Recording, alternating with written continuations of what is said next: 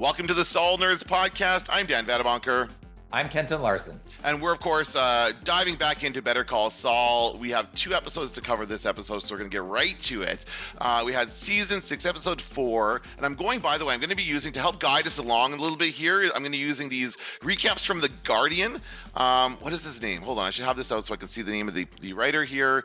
Paul McInnes, a writer for The Guardian, is doing a great job recapping these episodes. So if you want to kind of go online and read about what happens to get his take on it, lots of people are doing this, right? This is a common thing people are doing in the media today. Great. I'm ready. All right. So, okay. Fine. I'm trying to talk a little less. We only have Zoom. But we should tell our listeners. Talk a little bit. Okay. I'll say more than single word. We should tell our listeners. Our listeners know Zoom is they're taskmasters that cut you off if you go too long. Right. And we're not going to, I'm not paying for extra now. I'm done paying for Zoom.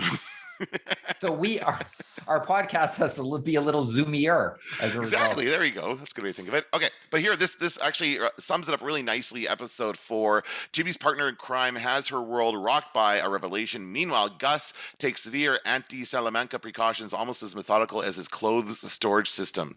So this is about Kim knows, it says, before I skip the headline, Kim knows the terrifying truth about that Lalo is still alive, basically, right? Is what we're talking about here. And now, but Jimmy doesn't know. Jimmy still thinks he's dead. She does not tell Jimmy. Yeah. Which is an interesting decision. Yeah, but before that, we got to see kind of what Fring is doing to protect himself against Lalo, who only he thinks is alive. And he's just going based on a look from Salamanca, right? That's it. He just, the way he looked at him, he knew he's still alive. And then he's got all this stuff going on. He's got bodyguards. He's got underground tunnels. He's got a fake hired couple. Are they a real couple? I don't know. Living in a house across the street. Who knows what's going on? What do you think is going on here, Kenton? Well, it's just a safe house. It's a safe house with a tunnel and a escape pod and and a gun and a gun in your sock. Got a panic room, I'm sure. Yeah, there is no expense spared to try to protect him from the person he knows to be a raging psychopath who will at some point show up. We know that. And we do see him in a future episode. We'll get to that. Yeah, we do. And so knowing that this absolute madman is going to show up tells him that he needs to be prepared.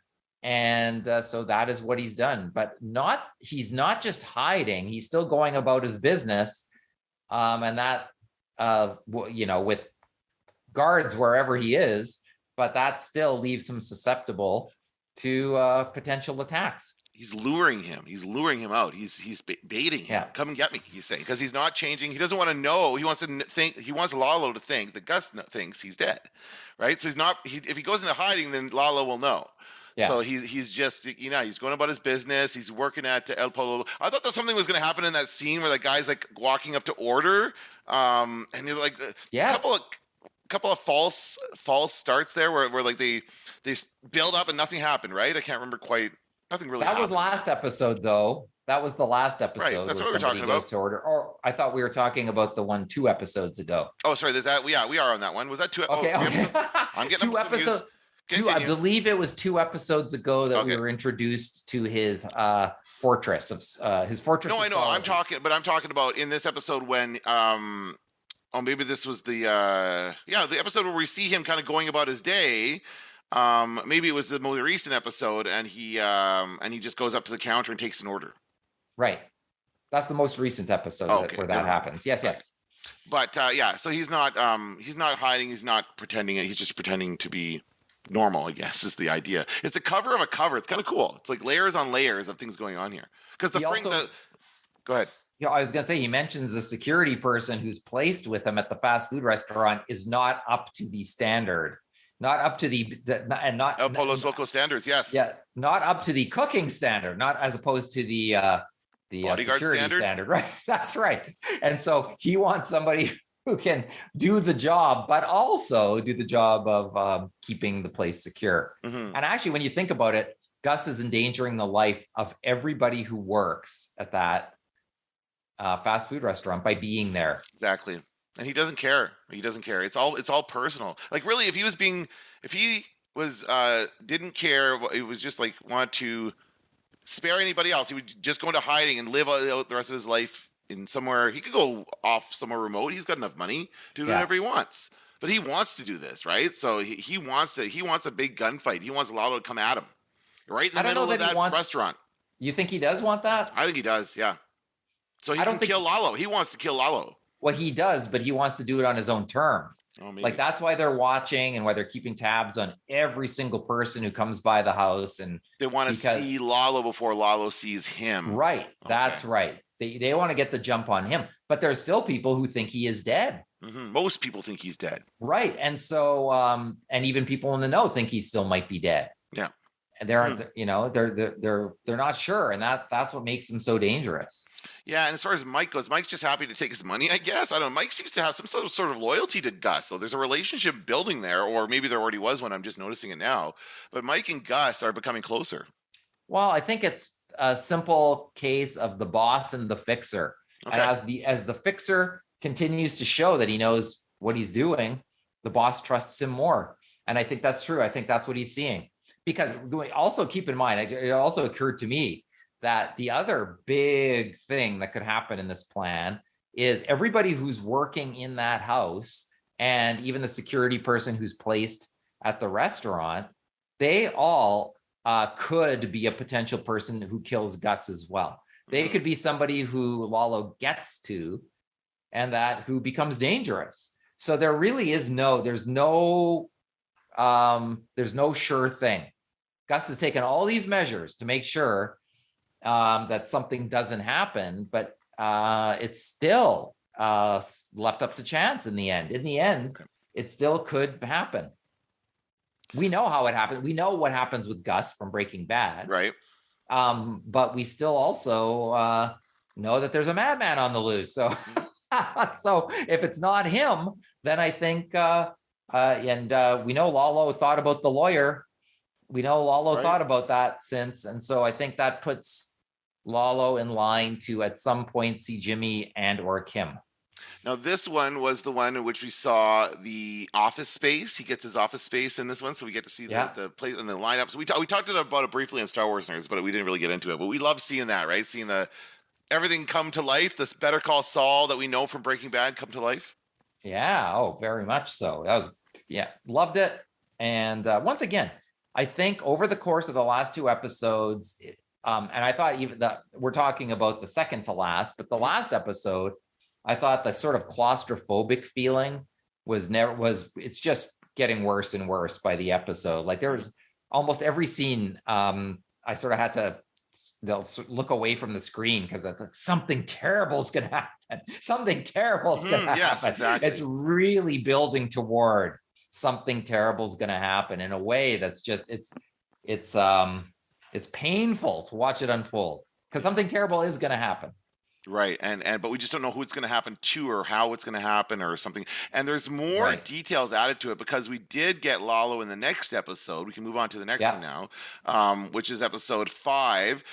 Jimmy's fists do the talking. A late night visit to a moneyed client sees Saul end up in the ring while a missing friend reappears as a super smooth romancer of a German widows.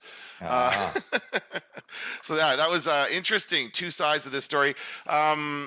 What did you think of the way the whole thing with Jimmy and Howard played out? I liked it. I liked it for one big reason. And that is I'm happy that Howard figured it out. Yes. Because I could not stand to see this guy for doing not that much for for kind of being Howard. Howard is being Howard and they don't like him being Howard. And so they're going after him. And I thought their plan got every possible bounce along the way. And I thought there's no way that all of this would come together and work so well. So I was happy when Ed Begley Jr. says, oh, the problem, the prostitute in your car. And he's like, what are you talking about? The cocaine. And he goes, wait a second. I have a Jimmy McGill problem. Yeah. And I went, good, because now Howard can fight fire with fire. Now it's an equal battle. Right. And that's to me more realistic. And it's also, I think for Howard to be on equal footing to Jimmy raises far more interesting possibilities about what we could see, including the two of them working together somehow, or that maybe the two of them have an unfortunate brush with Lalo, because we don't know what happens to Howard either.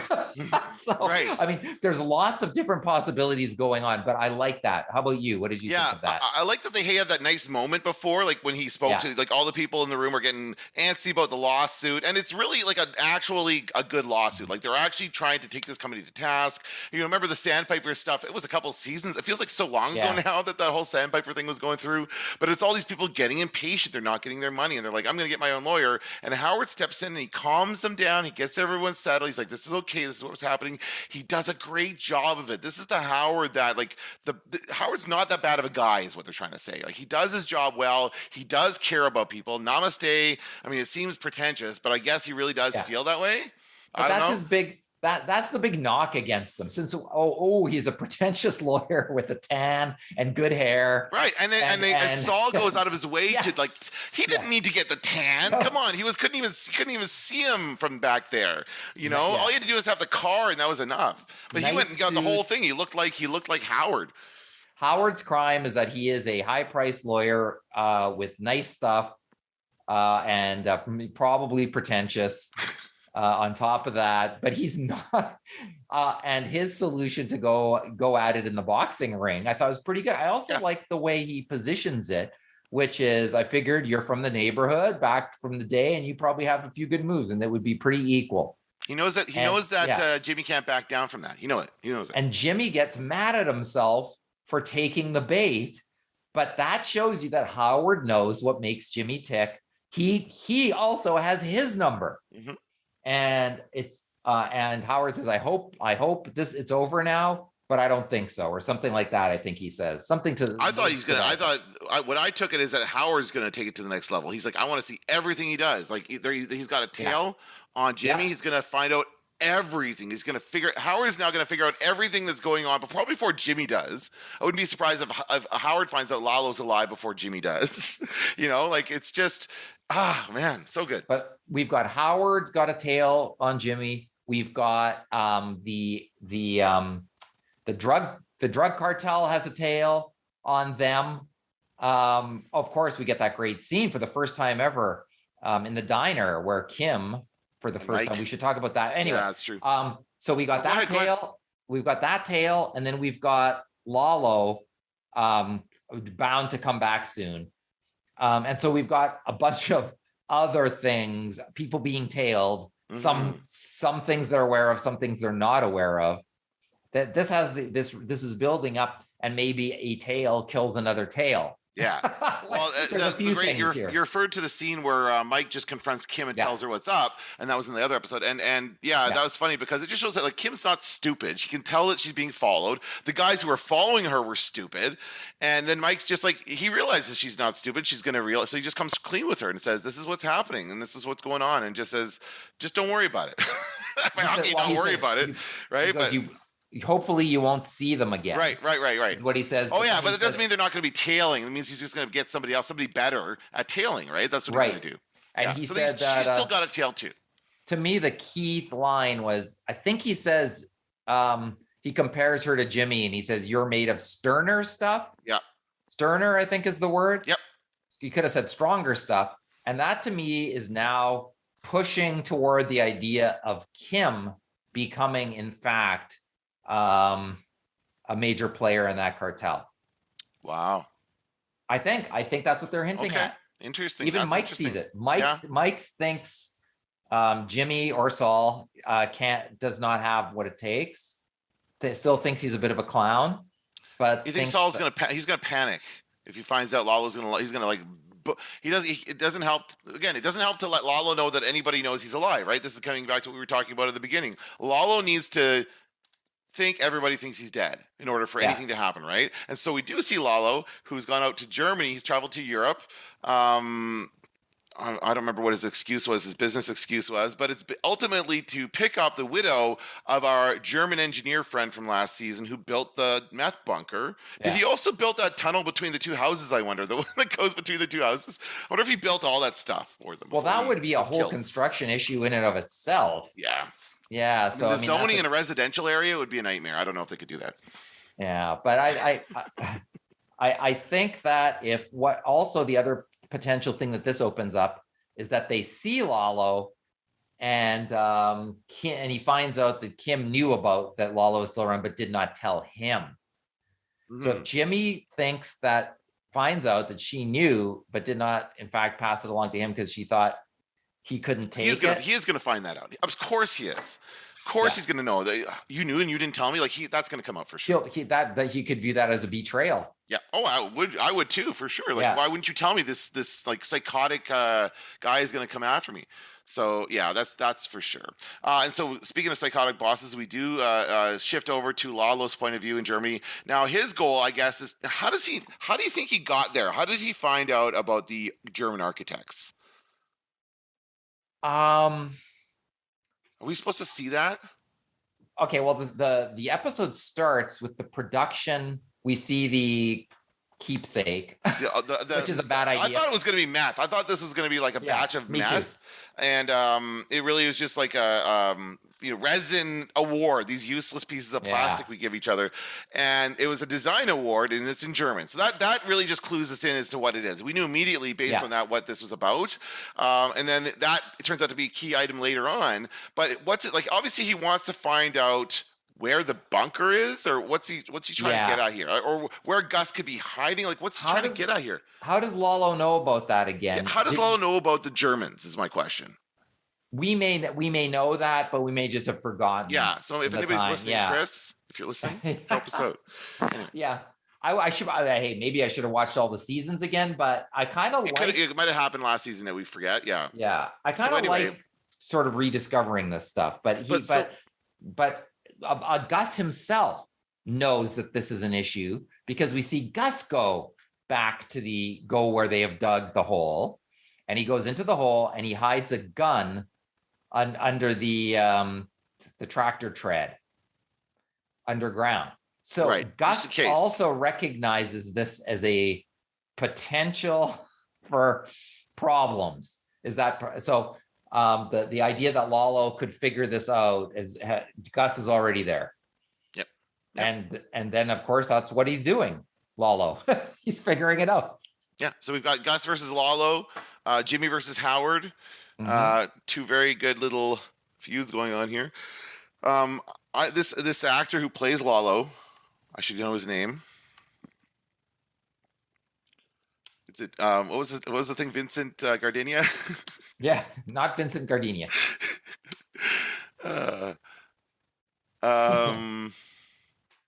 Where's the actor's name? Find it. Oh my goodness. Oh, there's a Wikipedia page. Tony Dalton. Tony Dalton is the actor. Yeah. So we get to see a lot of him in this episode. He woos this girl. Well, it's interesting because he appears to be. So he does. He woos her. It's a ruse. We see kids playing a German video game, football video game in German, which cracked me up to sort of set the scene. That's where we are. We see the widow of the guy who couldn't keep his mouth shut, who was digging the hole, and Lalo has placed himself there to get more information. Well, he wants, and he's good at it. Yeah. Okay, so more information, but maybe Lalo doesn't even know what the information is yet, right? He's just following a trail. Do you think that might be it? Yeah, he is following a trail for sure, and he's gonna take his. Clearly, he's gonna start with the underground drug thing. That's going to be that seems to be the thing he's primarily fixated on, because he knows if he goes there, that's where everybody's going to show up. Right. Mm-hmm. So I think that's it. He also knows that Jimmy and Kim are people to be followed as well. So where he starts, I guess that's what we're going to find out in the next couple of episodes. Yeah, and I think they are setting up a big scene in that Yeah. bunker. You're right. That's why Gus went there to put the gun there. He knows there's going to be a big showdown there, and it's going to be interesting. Whatever happens in that room, I'm going to rewatch Breaking Bad afterwards and know that something happened in Oh that yeah. room. Right? That's cool. It's kind of like, oh man, this is where Lalo, this is where so and so died, or who knows what's going to happen there. But it's going to be fun watching it. Yeah, it's going to be big. And I thought it was interesting that Lalo did not kill the widow, that he goes back to her house the next morning. He's looking through all the stuff, and she comes back because she left something at home. And I thought he's a cold-blooded killer. He's just going to murder her. That's the I end think of if it. she had found him, he would have. If she had come across, he hid, and she came in. She like thought she heard something. You know, they're great at building the tension in these scenes, and it's like, oh, what's going on? But yeah, if she'd seen him, he would have killed her. But I don't think he has any real desire to. And plus, that would just draw attention. Like, if he doesn't know what information he's after, he looked what he got the award. What is he going to do with that? He's going to follow this guy as a career as a designer now. I couldn't quite see. I couldn't quite see what the award said. Does it say in the Guardian article? Oh, I should check Like, does that, it yeah. say what that is? Like, what that clearly had meaning to Lalo, and maybe it should have had meaning to us too. But I don't remember. Okay, it's a ruler. It's a slide rule. Okay.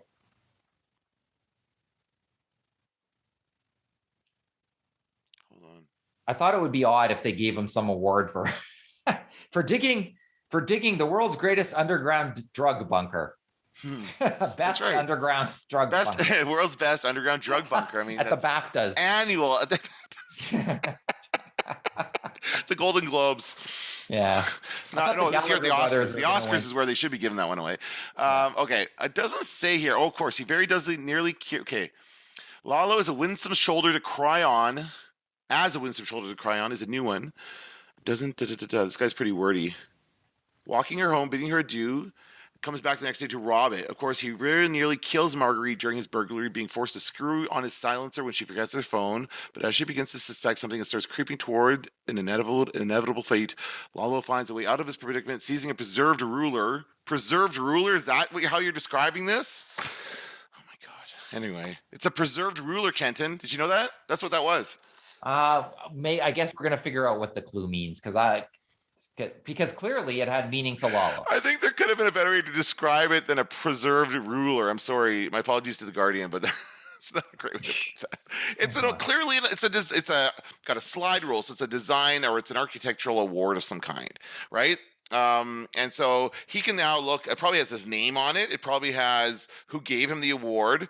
He can probably look up where this guy went to school and find other people who know him. He's just gonna trace this back until he finds out. He knows this guy's connected to Fring. I think that's all he knows, really. Yeah. And somehow he found out this guy's connected to Fring, so he just is gonna explore it to see how to get Fring, because I think Lalo knows he can't just come at Fring, even though Gus wants him to. Gus is basically inviting him to come at him with all this, right? And saying, hey, I'm just walking around doing my normal stuff.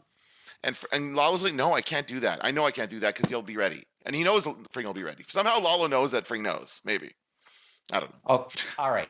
I found it says in Liebe deine Jungs, it says on the slide rule, which is German for love your boys. And so it was something given to her in memory of him. Oh. That appears to be what it is. Now, did she notice it was? I thought she noticed it was missing. Did she notice it was missing or no? No, I don't believe she did. She will. She'll yeah, yeah. Maybe no. I don't think we'll ever see her again. Oh, maybe not. He's going to take that and he's going to bash Gus over the head. No, he can't. We know he can't hurt Gus. That's the thing. We know Gus comes out of this.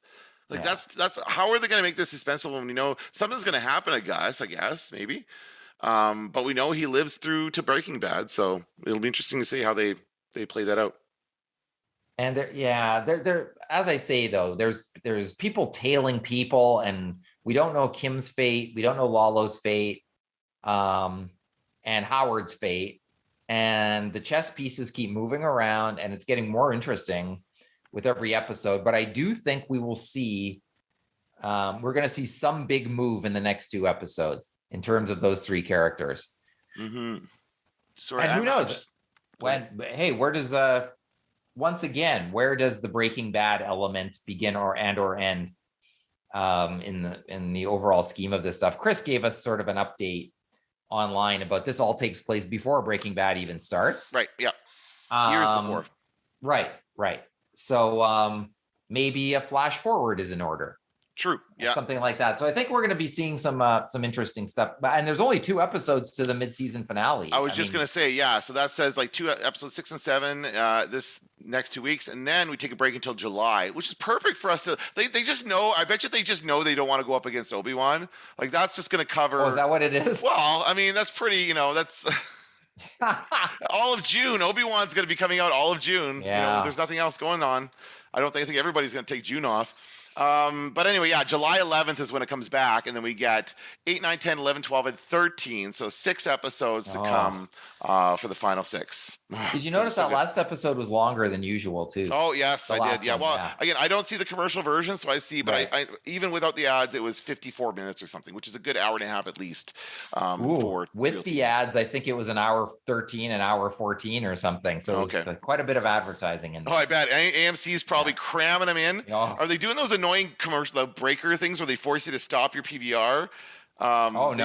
They used to do that with Comic Book Men, where they would play a little clip in the middle of the commercial break, and I heard Kevin Smith describe it as a breaker, and it's made to get people to stop fast forwarding because they think the show's back on. Right. So then it forces them to watch the ad that comes after it. It's just a way to trick people into kind of absorbing an ad. Stupid. I haven't noticed that. It's possible, but I always play catch up, as I say. Yeah, like exactly. You probably know how it comes back, right? So yeah, it's a different kind of show. They can't really do it.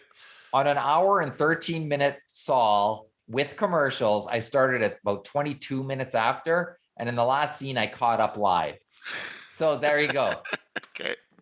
Interesting. So at least 22 minutes of commercials and more. Yes. Right? Okay. Yes, and more. So that seemed to work last time, but I don't start watching before about 20 minutes after, because you're going to just get frustrated. Not even a consideration for me because I'm watching online. So anyway, all right. Well, we will come back and revisit it next week. And of course, we invite anybody to join the conversation. That's going to do it for this episode of the Saul Nerds. I'm Dan Vadabonker.